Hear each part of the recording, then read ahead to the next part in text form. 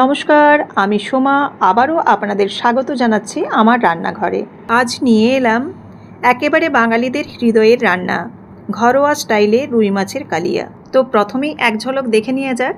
এই যে দেখুন, ঝাল ঝাল কষা কষা এই রুই মাছ ভাত থাকলেই জমে যাবে দুপুরটা। শেষে আবার ধনেপাতা কুচি।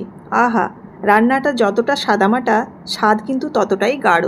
যারা ফেসবুক থেকে দেখছেন তারা অবশ্যই পেজটিকে ফলো করে পাশে থাকবেন, আর যারা ইউটিউব থেকে দেখছেন অবশ্যই চ্যানেলটিকে সাবস্ক্রাইব করে বেল বাটনটি প্রেস করে দেবেন। তো চলুন দেরি না করে শুরু করা যাক এই রুই মাছের কালিয়া রেসিপিটি আমি কিভাবে করছি। এখানে আমি কড়াইয়ের মধ্যে সাদা তেল গরম করতে দিয়ে দিয়েছি। চাইলে আপনারা এখানে সরষের তেলও ব্যবহার করতে পারেন, কারণ সরষের তেলে মাছ এবং মাংস বা যে কোনো রান্নায় কিন্তু দুর্দান্ত স্বাদ আনে, তাই আপনারা চাইলে কিন্তু সরষের তেল অবশ্যই ব্যবহার করতে পারেন। এবার দেখুন, এই মাছগুলো আমি লবণ এবং হলুদ মাখিয়ে 5 মিনিট রেখে দিয়েছিলাম। তারপর কিন্তু উল্টে পাল্টে লাল করে এই গরম তেলের মধ্যে ভেজে নিচ্ছি। খুব একটা কড়া করে ভাজার দরকার নেই, যেহেতু টাটকা মাছ সেহেতু কিন্তু একটু হালকা করেই ভাজতে হবে। তাহলে কি হয়, মাছটা খুব নরম থাকে, এবং অতিরিক্ত যদি ভেজে দেওয়া হয় তাহলে মাছটা কিন্তু খুব শক্ত হয়ে যায়। তো এবার আমি হালকা লাল করে ভেজে নিলাম, আর মাছের মুড়ো এবং লেজার দিকের অংশটাই আমি এখানে ব্যবহার করেছি। আর খুব মাঝারি সাইজের একটা রুই মাছ, খুব একটা বড় নয়। তো আপনারা চাইলে আপনাদের সাইজ মতো আপনারা মাছটা নিয়ে নিতে পারেন। সেখানে গাদা, পেটি বা বড় মাছ যদি হয় বড় মাছও ব্যবহার করতে পারেন।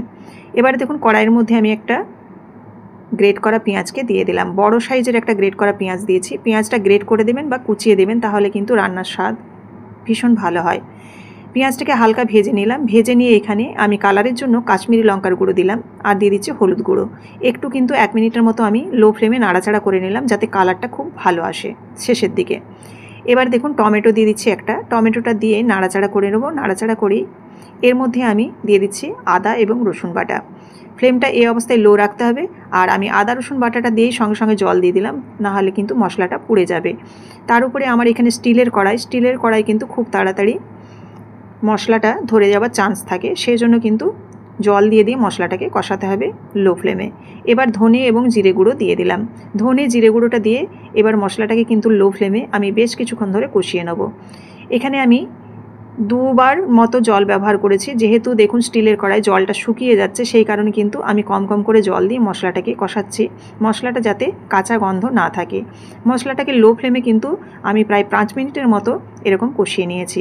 কষানোর পরে দেখুন এরকম একটা তেল বেরিয়ে আসবে উপর থেকে, আর সেই সময় দিয়ে দেবো পরিমাণ মতো জল। জলটা পরিমাণ মতো দিতে হবে। এবার নাড়াচাড়া করে নেব, আর ফুটে যাওয়ার জন্য অবশ্যই অপেক্ষা করতে হবে। এবার দিয়ে দিচ্ছি এর মধ্যে খুব সামান্য চিনি, দিয়ে দিচ্ছি পরিমাণ মতো লবণ, আর দিয়ে দিচ্ছি চেরা কাঁচা লঙ্কা 4টে। ঝালটা আপনারা আপনাদের মতো দেবেন, লবণটাও কিন্তু আপনারা একটু চেক করে দেবেন আপনাদের মতো করে। ভালোভাবে ফুটে গেছে। এবার ভেজে রাখা মাছগুলো দিয়ে দিলাম। মাছগুলো দেওয়ার পর এবার ভালোভাবে নাড়াচাড়া করব। এবার গ্রেভিটাকে কিন্তু ঘন হয়ে যাওয়ার জন্য অপেক্ষা করতে হবে, সেই জন্য এই পর্যায়ে আমি ফ্লেমটাকে একটু বাড়িয়ে দিচ্ছি।